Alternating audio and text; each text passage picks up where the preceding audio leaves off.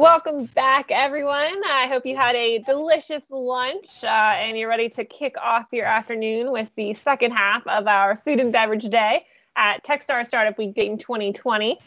So we're jumping right back into our 1 p.m. session from your kitchen table to retail shelves. So in this session, Holly Hoffman, an account manager at Bellmark, will help take your product from your kitchen table to grocery shelves with tips on how to write nutrition labels, what to consider in your product packaging, and who to work with to produce your recipe on a large scale. Our second panelist, Rachel, the founder of Grateful Grams, will not be able to join us today. She had a family emergency, so we are sending her light. And then our moderator today is Mandy Grosco, founder of Ella Bella, and she's also our volunteer track captain, master of the day, who helps coordinate all of these speakers and sessions, and we're very, very grateful to her for doing so. So don't forget, attendees, if you've got questions, open the session Q&A in your app, drop them in there, and we'll be monitoring that to get your questions answered this afternoon. So, Mandy, take it away. Yes, thanks everybody for being here. I actually had the pleasure of meeting Holly just this past year. She actually found my products on a grocery store shelves and reached out to me and said, hey, I think we might be able to help better meet your needs. And I realized that I actually have one of my sample product right here. Well done, well done. One of the steps in the process of trying to get, custom packaging made. So with that, I will turn it to Holly to start her presentation. And if you guys have any questions during the presentation, just shoot them off into your app and I will get them and ask Holly. So take it away. Sounds great. Thank you, Mandy. Let me shall I introduce myself just a little bit? I know there's a little bit of a blurb about me online, so you know a little bit of my background. But over the last 15 to 20 years, I've been heavily involved with a couple of different companies working with product development, marketing, brand management, packaging development, and I am now with a company called Bellmark, privately owned company based in Pure, Wisconsin, and we spend most of our time working with all kinds of companies from small to large throughout the development process, trying to find the best solutions for their product and a way for them to get those products into the market.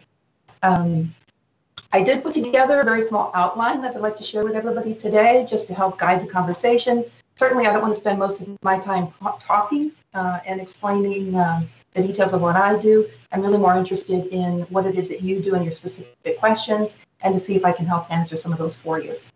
I'm a little bit challenged with this technology, so let me see if I can open up the share tray and move to my presentation.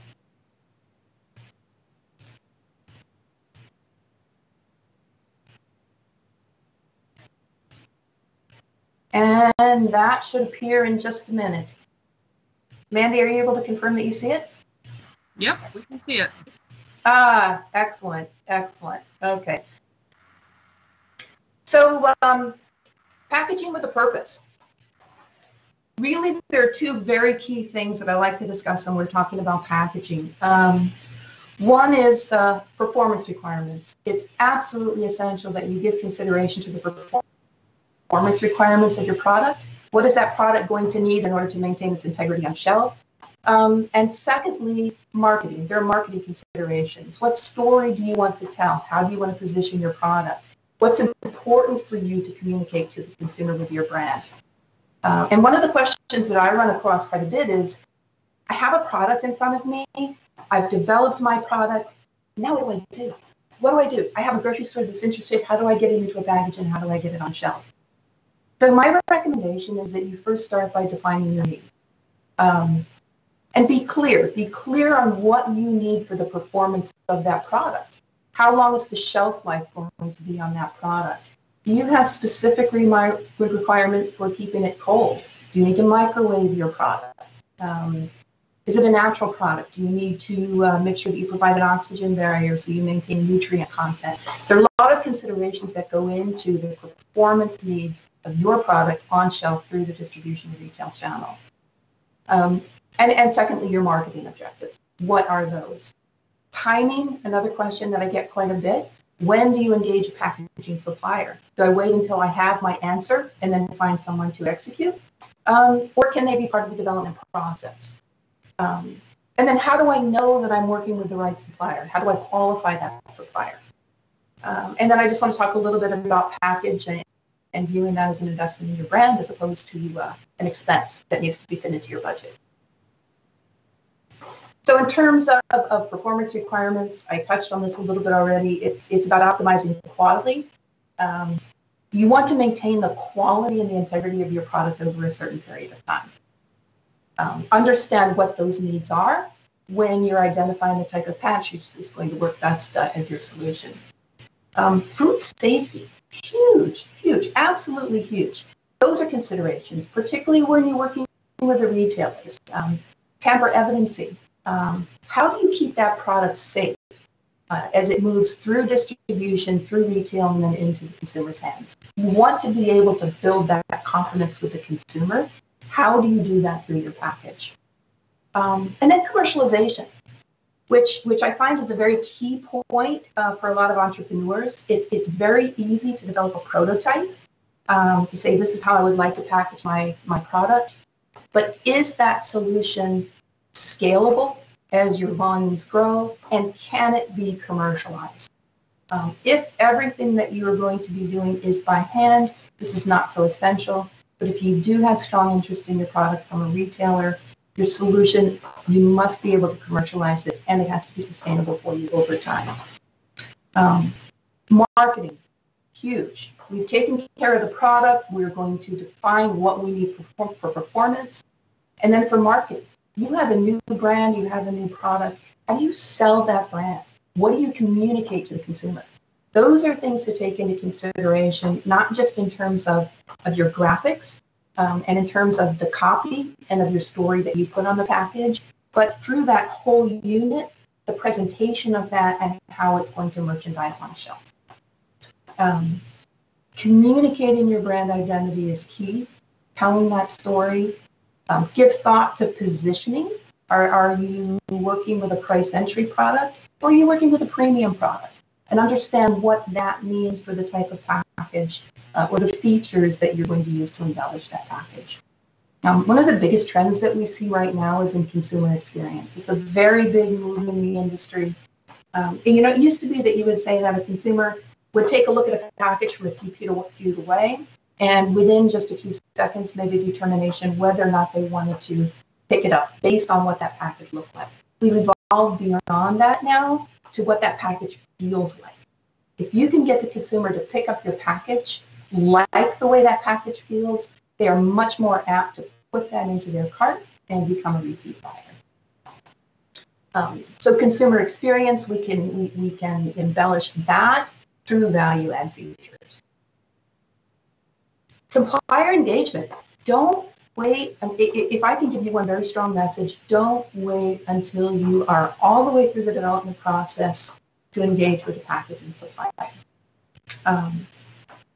A qualified supplier can bring a lot of value to your process. Everything from helping you plan, giving you numbers, providing you with numbers so you can do an accurate or at least a strong estimated cost analysis of what these options will take.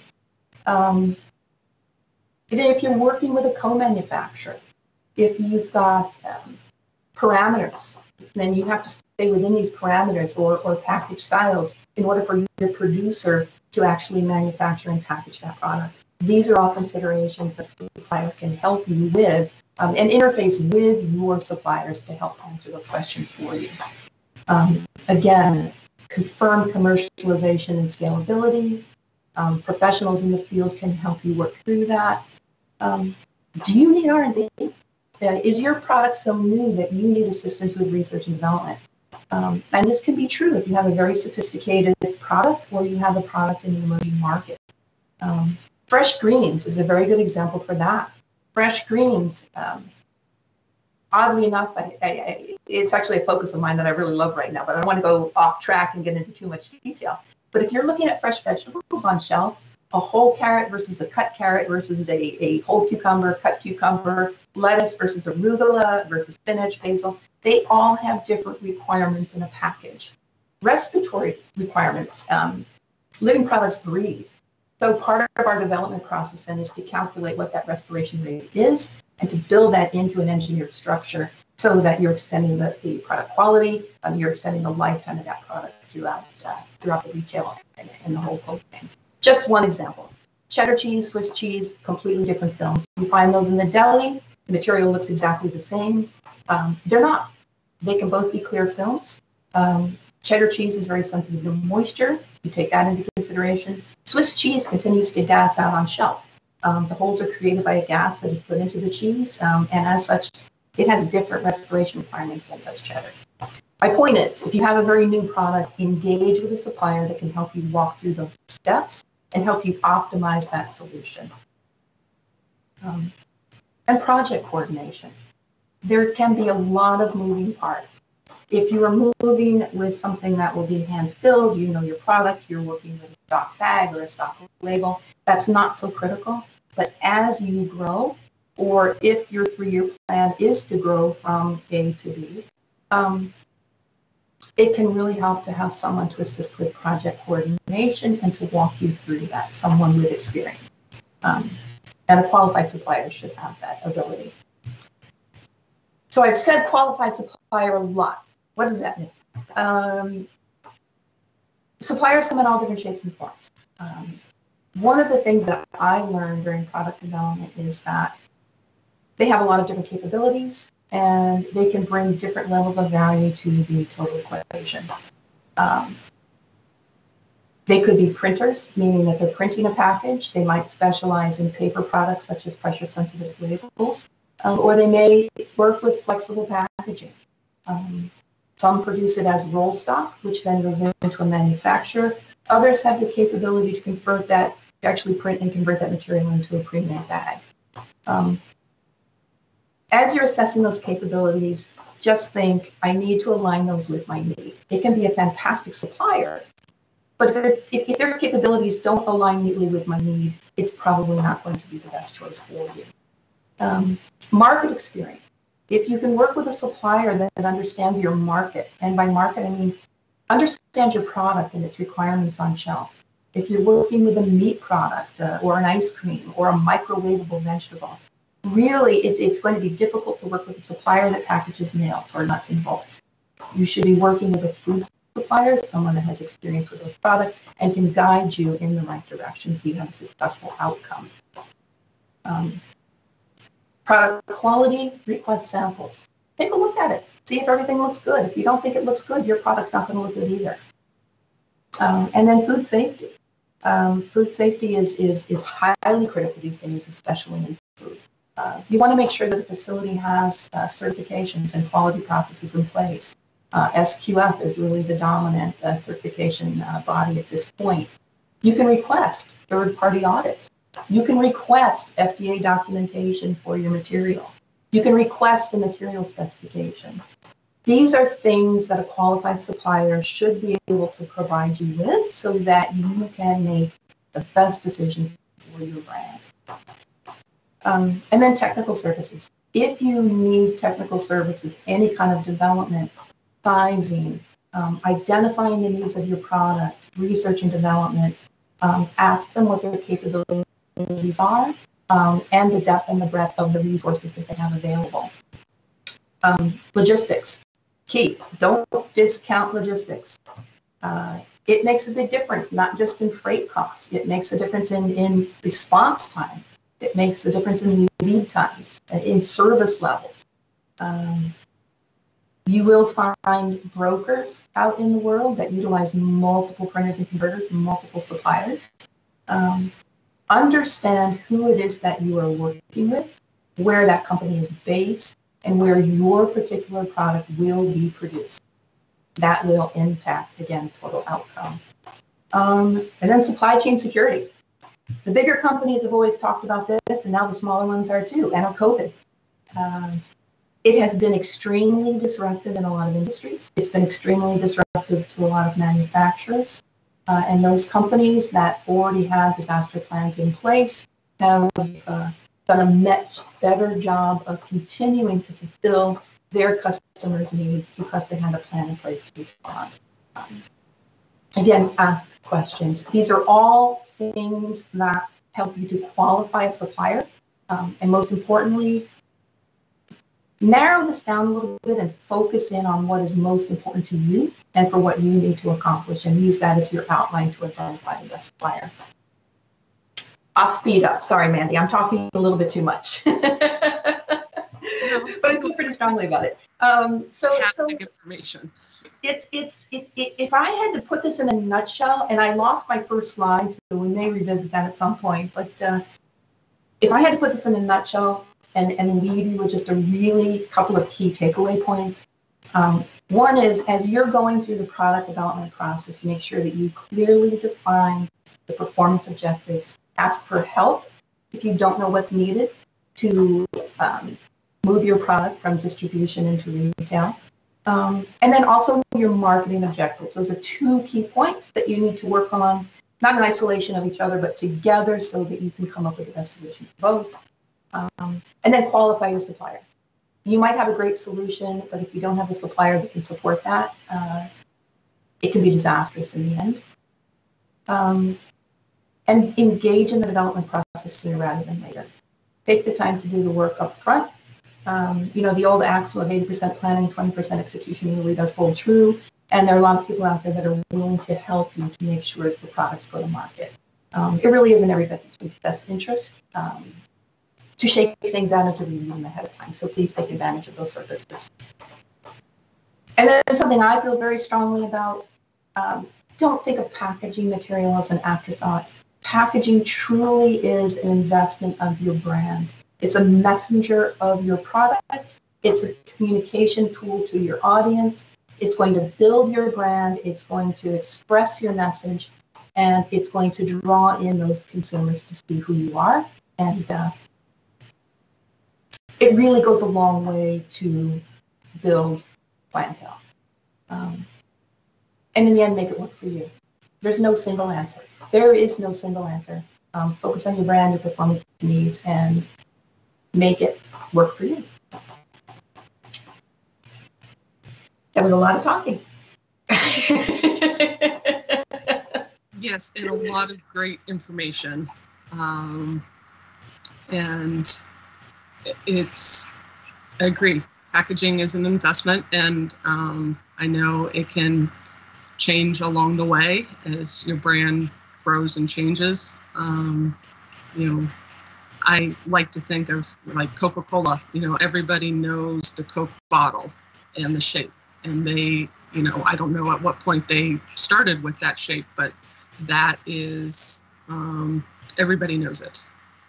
That's what we all aspire to, right?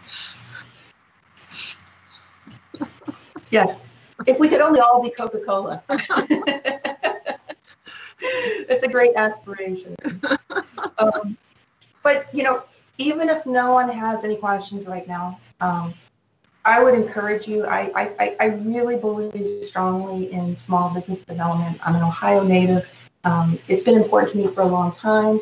I'm fortunate enough to work in a capacity where I can work with people who are doing just that. Please feel free to reach out to me at any time with questions. I am more than happy to help. If I don't have the answers and I can't find the answers for you, I am very happy to refer you to somebody who can better meet your needs. And as somebody who is currently working with you, I can attest to that. And she's very patient. Patience is a virtue. But at some time you have to get to market. I working on it. But it's okay. It's okay. Absolutely Yes. fine. Yes. as Audrey said, unfortunately, Rachel could not be here today because of a family emergency. So some of the things that I wanted to touch on that I was hoping that she would talk about from a kitchen co-op collaboration perspective, and I can speak to it as somebody who has used one before. Being in a co-op and kitchen is helpful because you're there with other like-minded individuals. You can bounce ideas off of each other. You can get support from the management that's there. And before I go any further, there's a question. What are the costs to bringing on someone to help with packaging? That's going to vary company to company. I can't speak about other companies. The company that I work with, we have a very strong service model, and for us, consulting is absolutely free. Whether or not you move forward with a packaging solution with Belmar or you don't, if it's not the best fit, all of our consulting services are free. Development process, once we then move forward to the development process, most of that is free of charge as well. We actually have a very carefully outlined development process. We start with what we call either an existing application, if we know what that is, for your product type, or research and development. We try to identify the sizing for the package that you need. We confirm the performance requirements you would like to meet. And then, as Mandy showed you just a minute ago, one of the first steps that we do is we produce a mock-up hand sample. Do you mind holding that up, Mandy? Yep. Just a mock-up hand sample, and that shows you the sizing and the project, the definition of the project. That the information actually relates to a much larger project in our system. And once that's confirmed, then we start working through the aesthetic building until we have what we call a finished model. And it's as simple as that. There is no charge to any of that, not until we get to the steps of printing and converting and actually producing that package material. Right. And with me having worked with several different printers in different steps, the consultant part is free from every company that I've worked with. And I chose the route of buying stock bags and having stickers printed, and then rather than and then applying the stickers myself, and used a local company for that. And of course, the more you print, the less expensive it is, because you're taking the time, or using the machines more. With the advent of digital printing, things are a lot less cost. They cost less for entrepreneurs, which is great because there isn't the plate setup, and that technology is now moving to custom bags as well, which is fantastic because printing on plastic has been more difficult for digital. There are solutions out there. Yeah, yes. As you said, there are solutions out there. They're all a little bit different, and one size doesn't fit all. Yeah, exactly. And maybe you need, just stickers for a glass bottle or something like that. And there are a lot of companies, even here in the Dayton area, that help with that, which is fantastic that we have those resources here.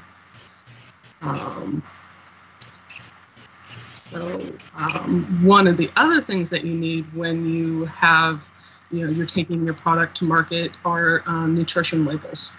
I have personally used a company called ReciPal, and you can enter your recipes into ReciPal, and it will produce the FDA nutrition label for you, which is great. And then you can actually hire them to review it, which I highly recommend you doing, because the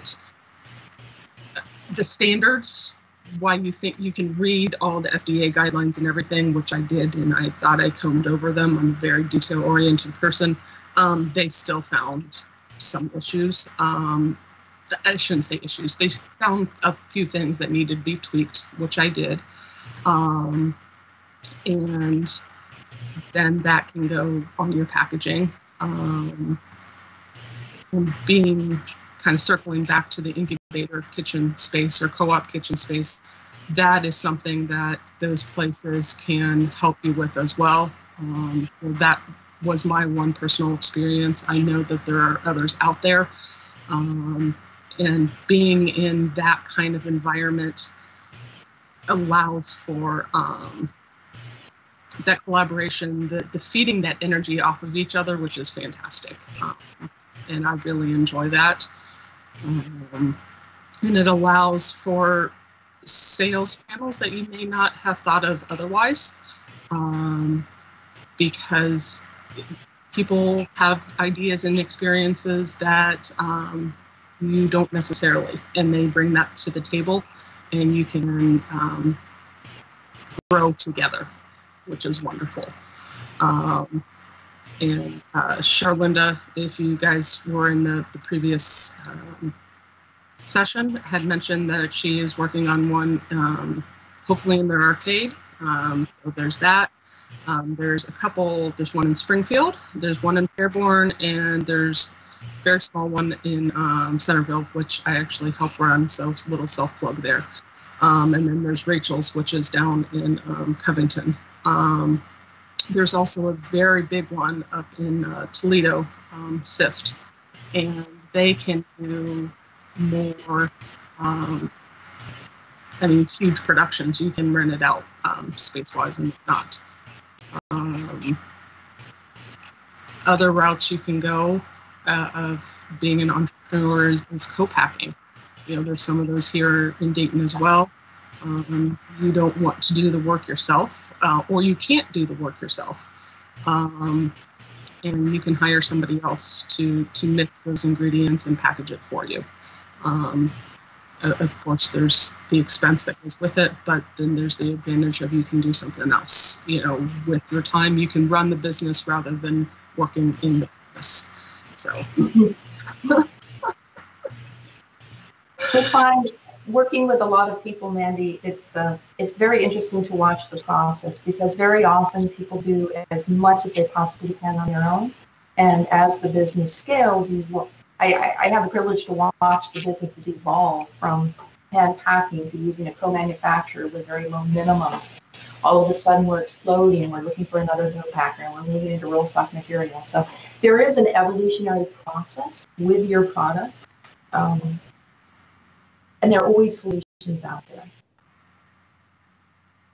Yes, indeed. Does anybody have any questions?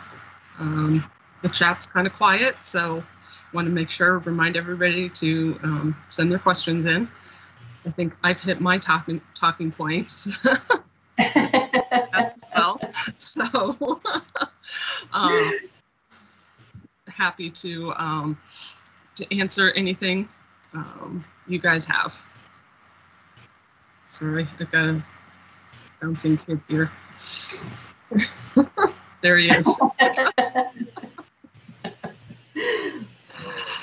Hey, Holly, what's kind of like, do you have any fun stories? Like, what's the craziest kind of packaging solution that you guys have been tasked with creating at Bellmark? Oh gosh, craziest. I don't know. How would I define crazy? That's I was gonna say, or yeah, something fun.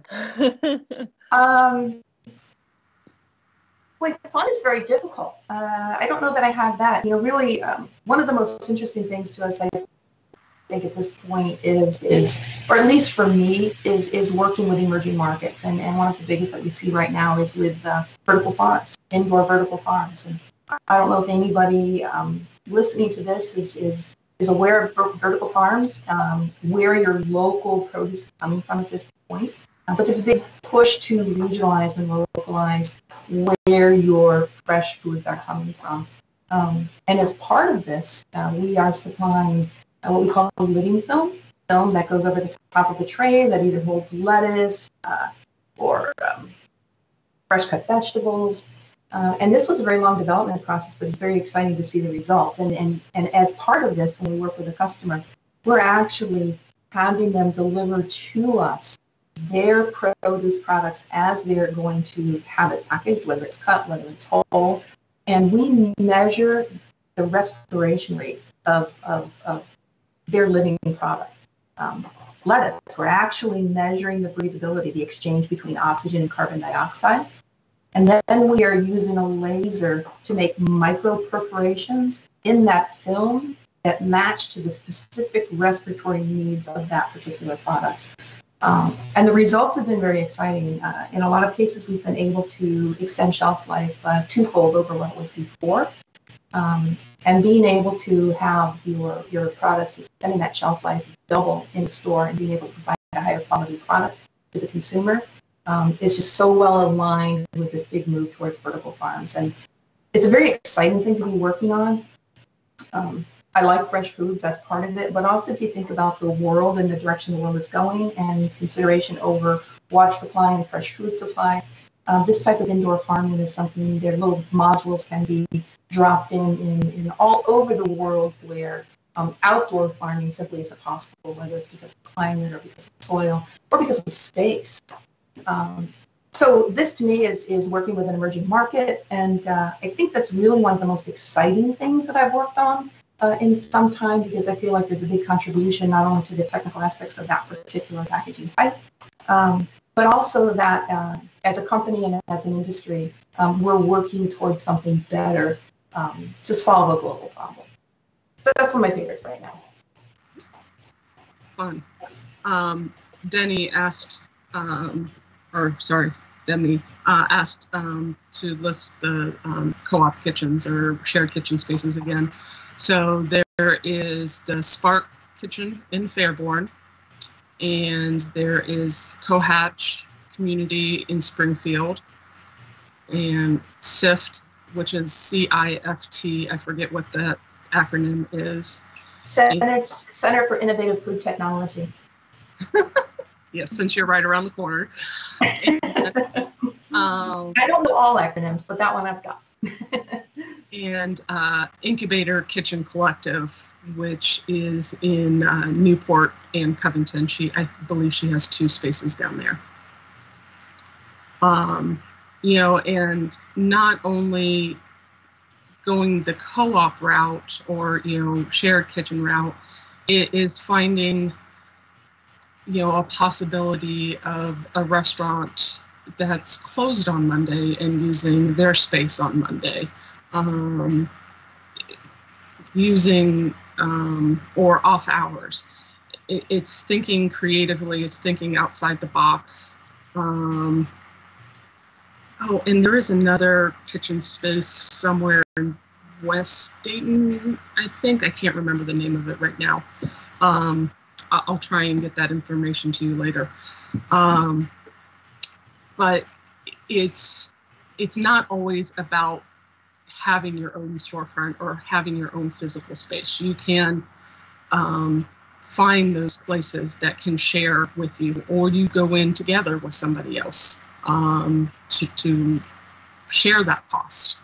Along that line is buying ingredients together rather than buying stuff at Costco or off of Amazon. It is buying those things in the 50 and 100 pound batches, because your costs overall, your raw ingredient cost is going down. And as a food producer, that's going to be one of your highest costs outside of packaging, is your ingredient costs. They're just unfortunately expensive. And so if you can co-buy with somebody, that helps reduce your costs. And then, like, I use chocolate in my product. I try and buy my chocolate in the winter, so I don't have to pay for the refrigerated truck in the summer, because that adds another $200 to my shipping costs. So I try and time it so that I buy October, November, December, and then I can keep that product on my shelf throughout the year, and use it that way. So it sounds like you do a little bit of planning Yes. Yes, being organized is important.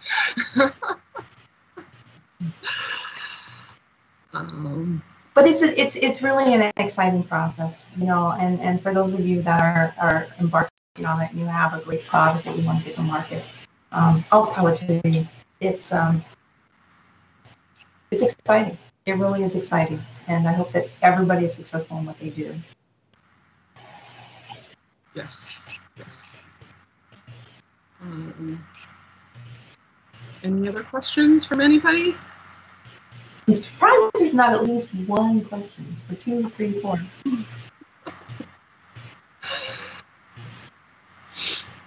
Everybody's so quiet this afternoon. I guess they got full on lunch. So yeah, I know. Thanks, Holly, for being flexible. Our panel shrunk a little bit today. So we appreciate you hanging with us and being our main speaker.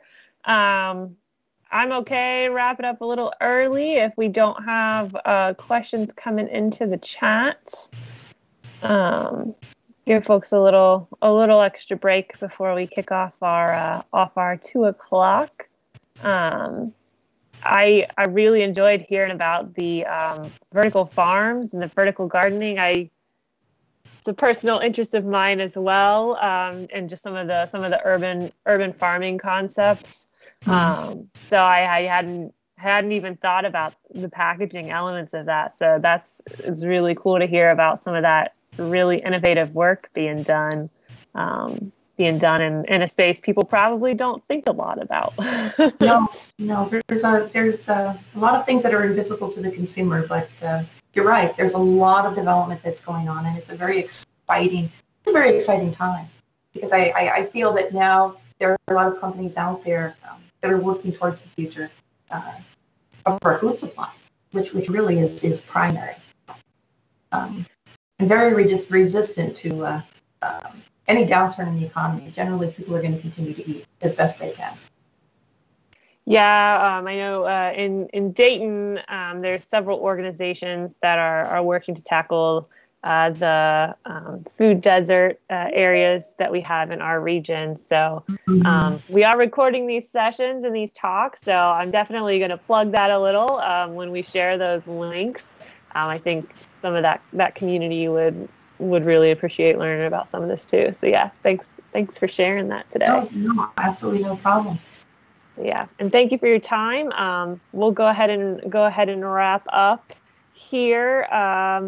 Reminder to everyone, come back for our next session at 2. We're talking about finding your foodie customers. So we've got a panel of folks from a few different organizations that can help get your products to your customers and get in front of the markets where you want to be. So join us back here at 2. Thank you, everyone. Thank you.